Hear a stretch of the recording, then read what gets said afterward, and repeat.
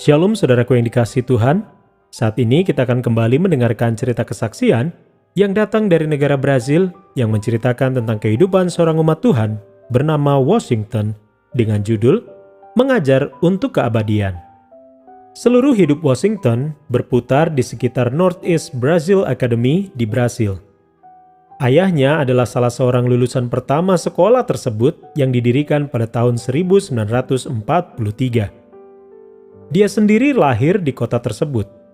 Sejak kecil, ia bermimpi untuk belajar di sekolah itu.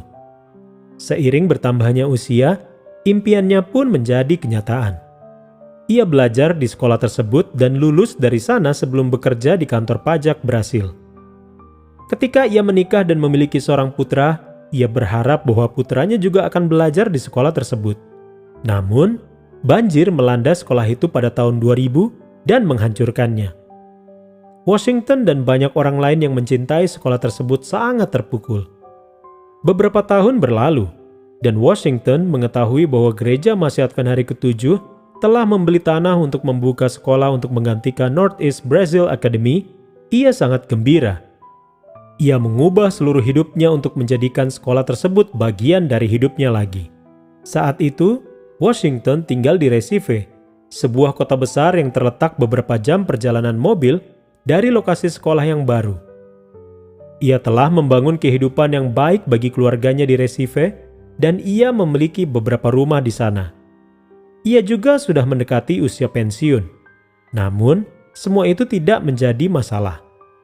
Ia berdoa agar ia dapat pindah ke sekolah baru. Di tempat kerja, ia meminta pemindahan kerja.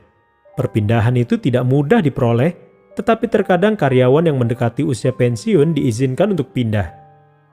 Atasan Washington menawarkan pemindahan pekerjaan di negara bagian Brasil lainnya. Washington menolak tawaran tersebut. Saya tidak bisa pergi ke sana. Katanya, Saya ingin tinggal di dekat lokasi sekolah gereja Masehi Advent Hari ke-7 yang baru. Pendidikan sangat penting bagi saya. Apakah Anda benar-benar ingin pergi ke sana? tanya atasannya. Ya, tentu saja. Baiklah, Kata atasannya. Sesederhana itu. Atasannya lalu menandatangani sebuah kertas dan berkata, sekarang Anda bekerja di dekat lokasi sekolah. awalnya istri dan anak laki-laki Washington tidak senang dengan perpindahan tersebut. Hidup di Recife mudah.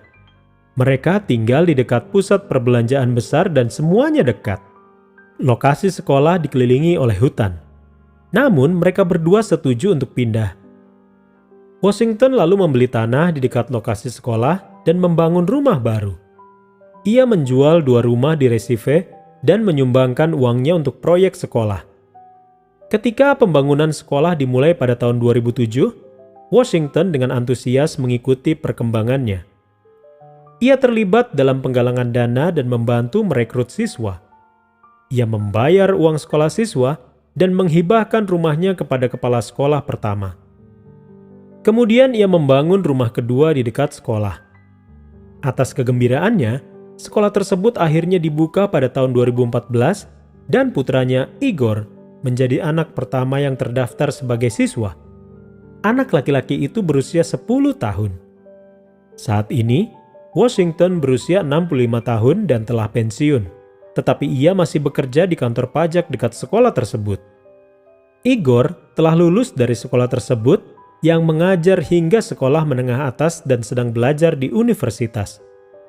Washington berseri-seri saat berbicara tentang kecintaannya pada sekolah tersebut yang nama lengkapnya adalah Pernambucano Adventist Academy atau Akademi Advent Pernambucano. Ia senang bahwa 3 generasi keluarganya telah belajar di sana dan bahwa hidupnya terus berada di lingkungan itu. Saya pikir bahwa Akademi Advent Pernambucano mengajarkan tentang kekekalan.